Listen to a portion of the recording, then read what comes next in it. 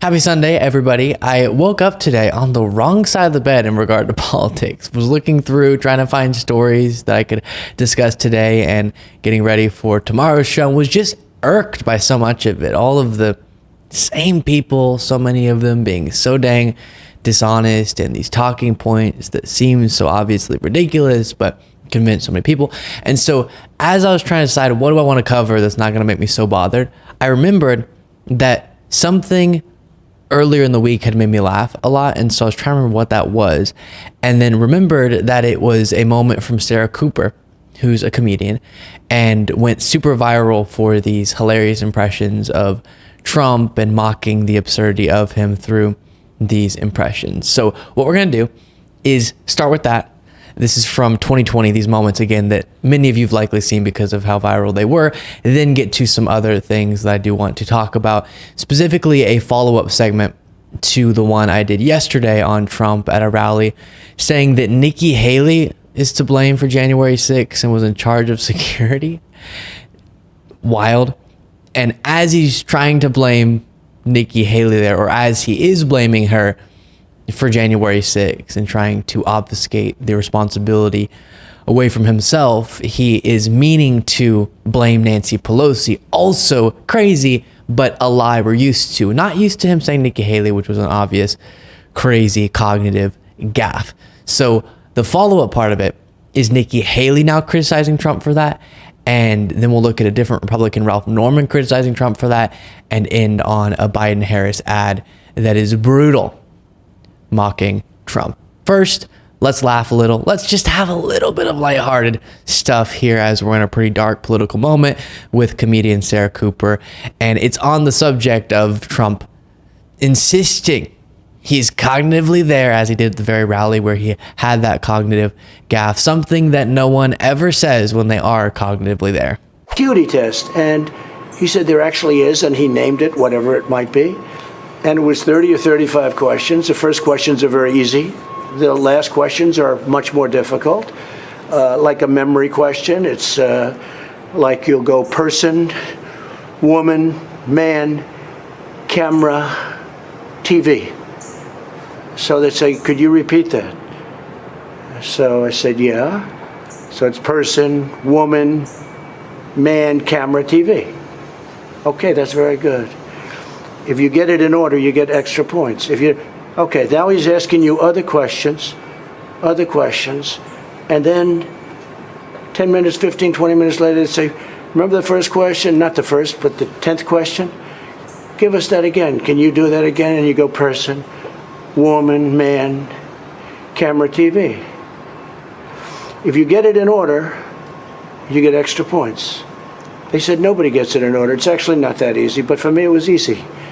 And that's not an easy question. In other words, they ask it to you, they give you 5 names and you have to repeat them, and that's okay. If you repeat them out of order, it's okay, but you know, it's not as good. But then when you go back about 20, 25 minutes later and they say, go back to that question, they don't tell you this, go back to that question and repeat them. Can you do it? And you go, person, woman, man, camera, TV. They say, that's amazing. How did you do that? I do it because I have like a good memory, because I'm cognitively there. Okay. So strange. So the test that he was bragging about there in 2020 is the Montreal Cognitive Assessment. And he specifically is referencing the end of it's a little harder, right? NBC News, as I pointed out previously, reports some of the last 5 questions that Trump was referring to include naming the time and place that you're in, as well as repeating a series of words that you were asked to remember earlier in the test. And that's proof, a dementia screening exam, that he's cognitively there. Very much so. The strongest, the biggest of the cognition Trump has. And here's another moment from Sarah Cooper, then we'll get to the story I referred to. Because he hasn't taken any cognitive tests because he couldn't pass one. I actually took one when I, very recently, when I was, you know, the radical left was saying, is he all there? Is he all there? And I proved I was all there because I aced it. I aced the test. And he should take the same exact test, a very standard test. I took it at Walter Reed Medical Center. in front of doctors, and they were very surprised. They said, that's an unbelievable thing. Rarely does anybody do what you just did. But he should take that same test. But okay. So there it is. And he does often take time out of his rallies, as I've said, to insist that he's sharp as a tack. Then, moments later, gives us reason to believe otherwise. And one of those moments was this at his speech in Concord, New Hampshire. by the way, they never report the crowd on January 6th. You know, Nikki Haley, you know, did you know they destroyed all of the information, all of the evidence, everything?